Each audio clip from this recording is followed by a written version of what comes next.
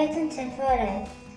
قبل از هر چیزی حتما در کانال دوم ما عضو شوید و ما را حمایت کنید، چون اگر روزی نتونستیم توی این کانال ادامه بدیم فعالیتمون رو اونجا بتونیم ادامه بدیم و کنار هم میمونیم. اما بریم سراغ موضوع امروز. قدیر قبلا ظاهرش دقیقا شبیه یک میمون بود. حالا با پولهایی که از یوتیوب به جیب زده یکم قیافش بهتر شده، ولی یک چیز هیچ وقت تغییر نکرده: دروغهایش، نقشهای ساختگی، داستانهای الکی، همه برای بازدید بیشتر. از اون طرف پدرش کوچلی که اسم اصلیش علی هست بررسی کنیم و پشت پرده این نمایش ها رو توضیح بدیم. تا آخر ویدیو همراه ما باشید.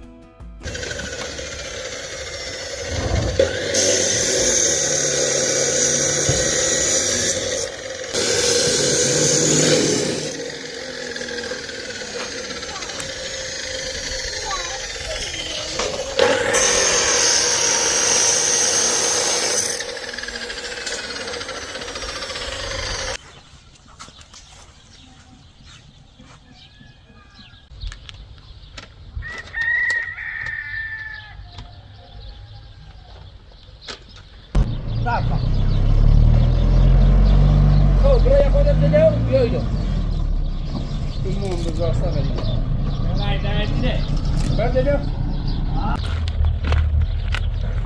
سلام حال چطوره؟ خوب سلامتی؟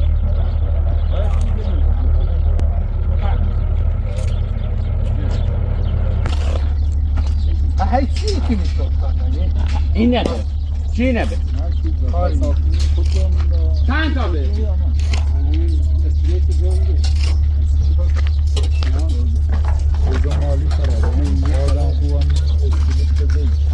بادم رنگی دردا یعنی دردا محکمه این پایش پایش شده محکمه؟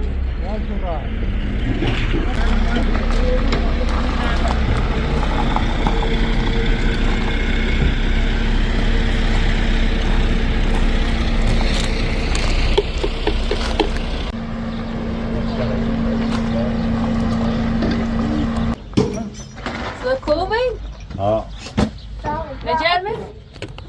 نه ما پاک کنیم خوبه بگردی سرها گردی که بودیم آیندازی ایسه خمره نکورید؟ آه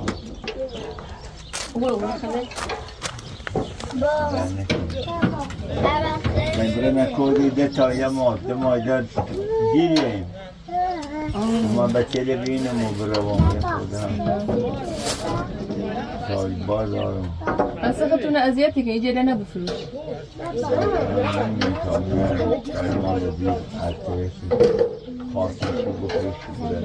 اذیتی بود شام به سنیتی گذشت سنی رو بازار نیست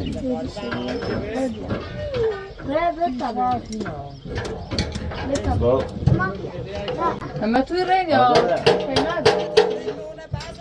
شبامون نیست که تپونه رو یکی ده بچلی هم منتمه که تابرو نوار ولی تپونی پایان معلوم میکنم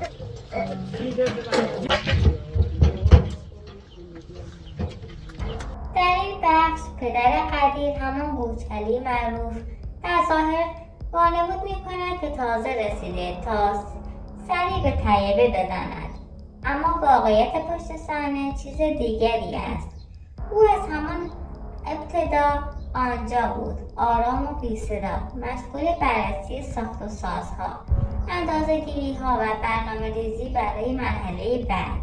حتی خریدهای لازم را هم از قبل انجام داده بود. دیدار با طیبه فقط یک نمایش ساده است. طیبه رو به قوچلی میگوید بهتره گوسفندها رو بفروشید، دامداری کار سختیه، طاقت میخواهد. حرفش بیراه هم نیست. از رفتار قوچلی کاملا پیداست که مدت هاست قصد فروش دامها را دارد. اما نکته مهم اینجاست: اگر این خانواده واقعا فقیر بودن هیچ وقت گوسفندها را نمیفروختند، چون در زندگی روستایی همین دام‌ها ستون اصلی آنها هستند. شیر، گوشت، پشم، همه چیز از همان تامین می شود. ولی حالا که پولدار شده‌اند و درآمد سنگین یوتیوب زندگیشان را زیر و رو کرده، طبیعی است که بخواهند از سختی‌ها فاصله بگیرند و زندگی راحت و شیک‌تری انتخاب کنند. این ساخت و سازهایی که می‌بینید، خانه‌های نو، دیوارهای تازه، مساله گران، هیچ کدام در این وضعیت گرانی با درآمد معمولی ممکن نبود. اینها نتیجه مستقیم درآمد یوتیوب است، درآمدی که آنقدر زیاد بوده که حالا دیگر دامداری برایشان نه ضروری است و نه اولویت. در ظاهر همه چیز ساده و معمولی نشان داده می شود، اما پشت صحنه داستان یک خانواده ثروتمند است که هنوز دوست دارند چهره ساده زیست خود را حفظ کنند.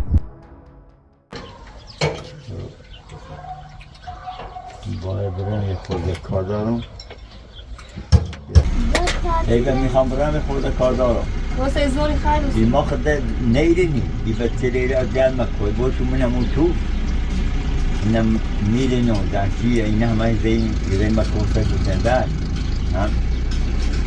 برین دیریش هم زین بود همه شو بطل دل نو و مستقبلین بود نخیه تاقه اون راستی که یه در رو ده اماره بود ده یه اماره برین هی منش دا دیره و تایی برین بیین کارجر بیاتی درد سریش بیشتر دسته دار برین یه کارجر صبحزی هم نمیره بود یه صبحونه یه چی بینید بطل داشته هی بیاد این زین دیگه ای کسی برین است برام شریعت دا آجبی یه چیزی تونم برم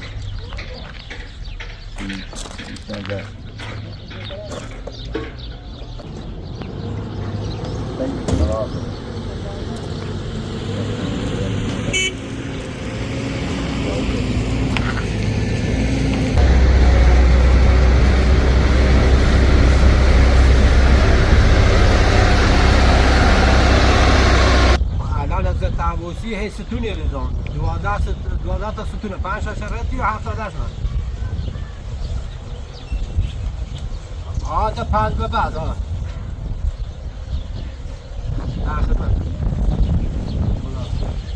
دیگه جوا ابو زلاو بچه دیگه جون ده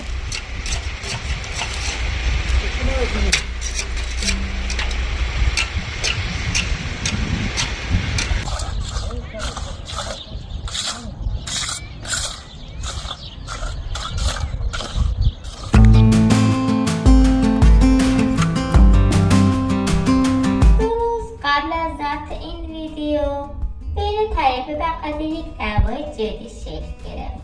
طیبه خسته شده بود. به قدیر گفت من نمیخوام هر روز جلوی دوربین باشم. من هم زندگی دارم، خونه دارم، بچه دارم.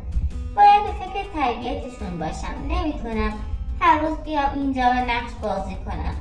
اما قدیر همون نکبت که همیشه نگران بازدید هاست با عصبانیت جواب داد اینها بدون تو بازدید نمیگیرن. من نکبت چه بازدیدی خواهم گرفت؟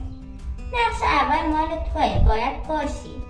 بعد از کمی بحث و دلخوری طیبه قبول کرد این نکبت را تحمل کند. در ادامه یک شرط گذاشت و به او گفت من نمیتونم هر بار وانمود کنم دارم غذا درست میکنم. حداقل غذای کارگرها رو از رستوران سفارش بده. ما اونقدر پول داریم که این هزینه برامون هیچه. و راست هم میگفت. خانواده پرن همیشه از رستوران غذا میگرفتن و خانواده قدیر هم باید از رستوران غذا بگیرن. البته در پشت صحنه آن را نشان نمیدهند ولی فقط برخی مواقع خود را لو میدهند. فقط صحنه‌اش را ضبط نمی‌کنند تا مردم فکر کنند خودشان غذا می‌پزند و پول رستوران ندارند. اما امروز قدیر مجبور شد سفارش دهد و همین غذا نزدیک 8 میلیون حتی بیشتر، یعنی حدود 45 دلار هزینه داشته. برای یک کارگر معمولی این مبلغ یعنی 15 روز کار سخت، اما برای قدیر در 1 ثانیه یا حتی 5 ثانیه این مبلغ را از طریق یوتیوب به دست می‌آورد. ولی خب همانطور که گفتم برای یک کارگر معمولی 15 روز باید کار کند تا این مبلغ را به دست بیاورد. قدیر هرچند هنوز سرش بوی پا می‌دهد اما تلاش‌هایش بی‌نتیجه نبوده. قبلا شباهت عجیبی به میمون داشته، اما حالا که پولدار شده ظاهرش هم کمی قابل تحمل‌تر شده. در نهایت اینها فقط یک چیز را می‌خواهند ثابت کنند: نمایش فقط یک نقش است.